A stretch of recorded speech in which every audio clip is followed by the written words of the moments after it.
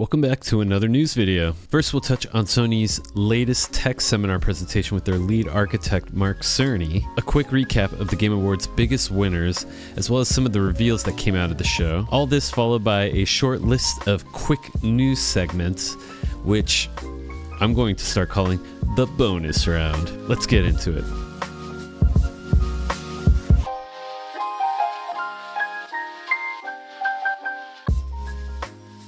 Sony held a tech seminar.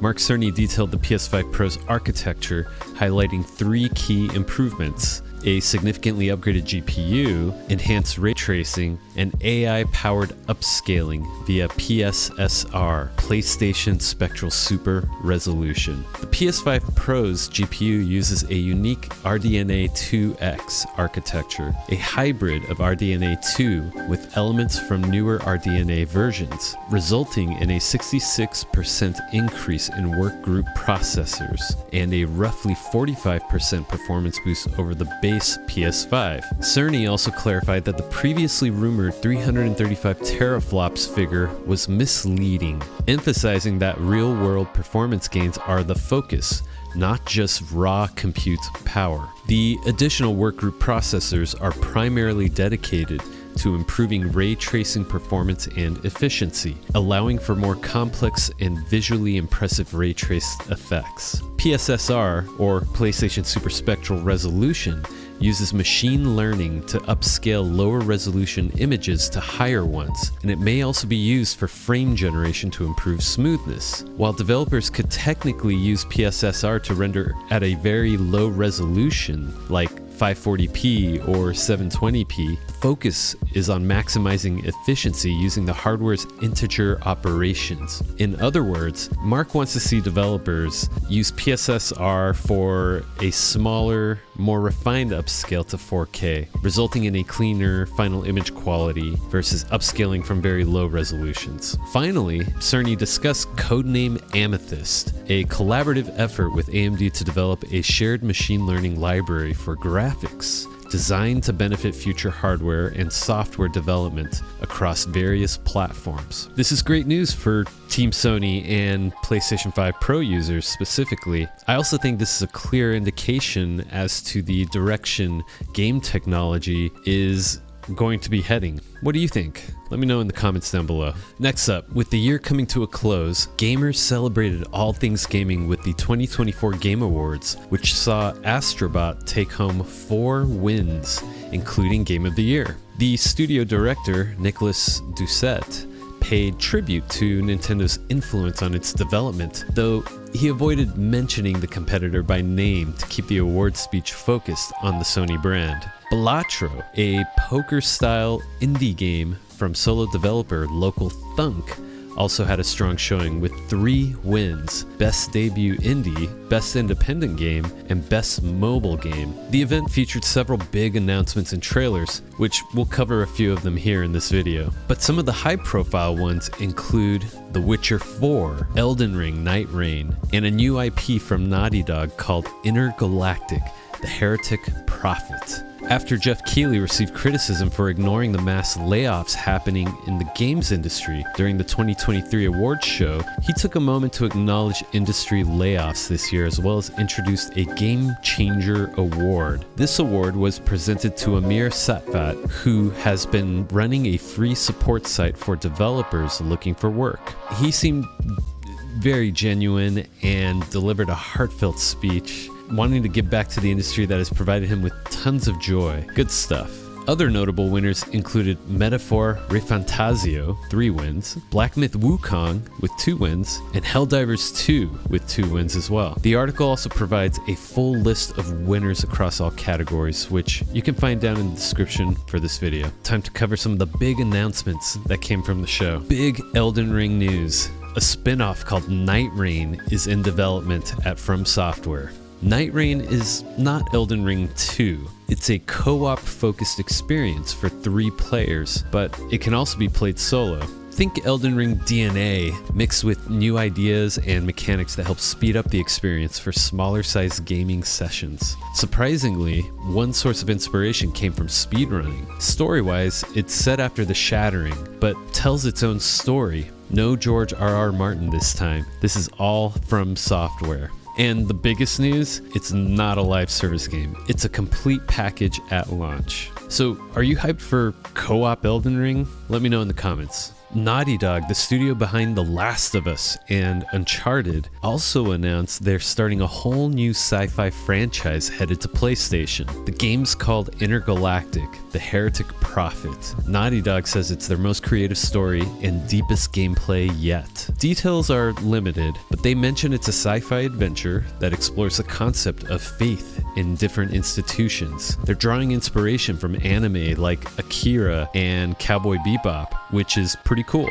We don't have a release date yet, but this is definitely one to watch. Naughty Dog is known for pushing boundaries, so this could be something special. I'll be keeping tabs on this one as more news becomes available, so stay tuned. All right, buckle in. We're headed into the bonus round of news, but I couldn't help myself.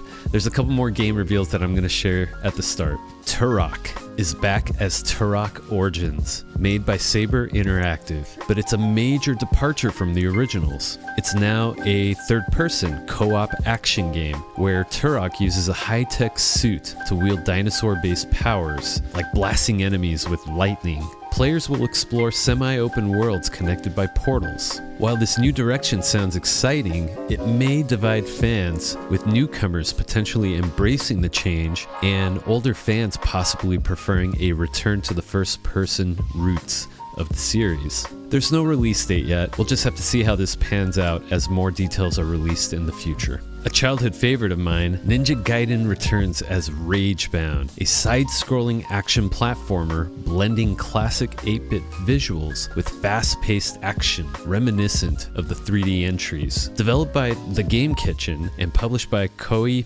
Tecmo, it aims to modernize the classic ninja adventure. It's set to launch in summer 2025. If they stay true to the original 8-bit games, prepare for a hard-as-nails experience. This one piqued my interest. Pac-Man seems to be making a return, but in a bizarre twist on the classic. A new Metroidvania titled Shadow Labyrinth puts Pac-Man in a war-torn alien world. Instead of chomping dots, he devours enemies to gain power and explore a sprawling, interconnected map.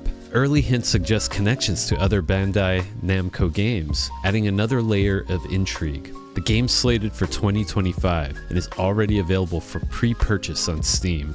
Diablo veterans form Moonbeast Productions and secure $4.5 million in seed funding for a brand new action RPG. The studio is led by former Diablo developers who are passionate about the genre and want to push its boundaries. They're aiming to create an open-ended, highly moddable experience with innovative design that builds upon the core action RPG formula. User-generated content will also play a significant role. This exciting project doesn't have a title or release date yet, but it has fans of Diablo and similar ARPGs eager to see what Moonbeast cooks up. In other RPG news, Final Fantasy VII Rebirth's PC version boasts superior visuals to the PS5 version. Square Enix confirmed the PC port will feature richer 3D models and texture resolutions that cannot be processed on the PS5. This suggests the PC version will push graphical fidelity further, potentially with higher resolution textures and more detailed character models. This news has PC fans excited for a potentially more visually stunning experience. Personally, I'm so glad I waited for the PC release. The PC release date is set for January 23rd of 2025. I'll flash the system requirements here on screen so you can pause and take a look.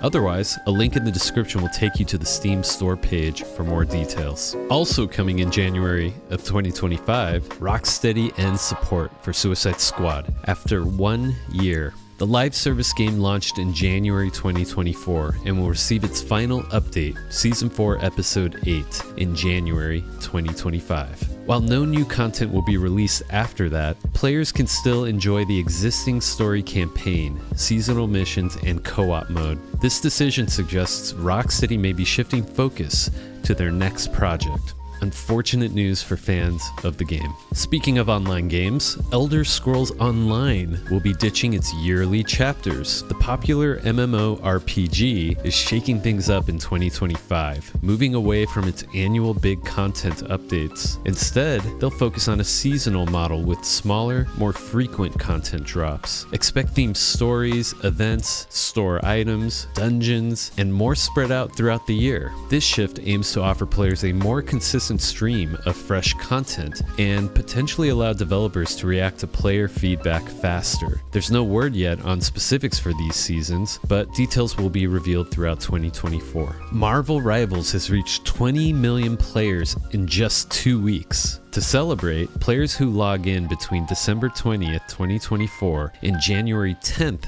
2025 will receive a free 20 million players spray. The free-to-play hero shooter, which launched on December 6th, hit 10 million players in its first 3 days and features 6v6 battles with a large roster of Marvel heroes and villains across iconic locations. As a related side note, upset with Marvel Rivals mouse acceleration? Fans are resorting to modifying game files to disable it. However, developer NetEase warns against this approach, citing potential unexpected issues. Here's hoping for an official fix to address player concerns and improve the aiming experience. Are you tired of massive game updates crippling your bandwidth? Steam is finally taking action. In response to the growing trend of huge game updates, especially from major publishers, Steam is rolling out new features that give users more control over downloads. This likely comes in response to player frustration with downloads taking ages or messing with their internet connections. The exact details haven't been revealed yet, but we expect options to schedule updates, limit download speeds, or even choose which specific parts of a game to download. This will be a welcome change for anyone tired of unexpected massive downloads. Thanks, Gaiden. In a surprise move, Sony has become the largest shareholder of Kadokawa, the parent company of FromSoftware, makers of Bloodborne, Elden Ring, and the Dark Souls series.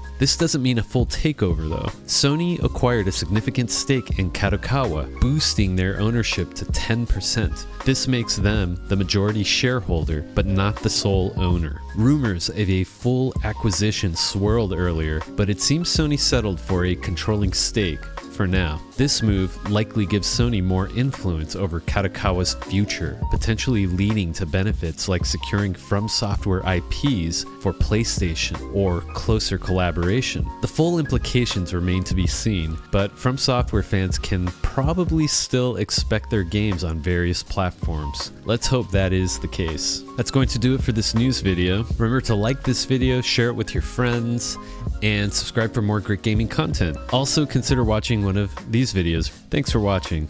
I'll catch you on the next one.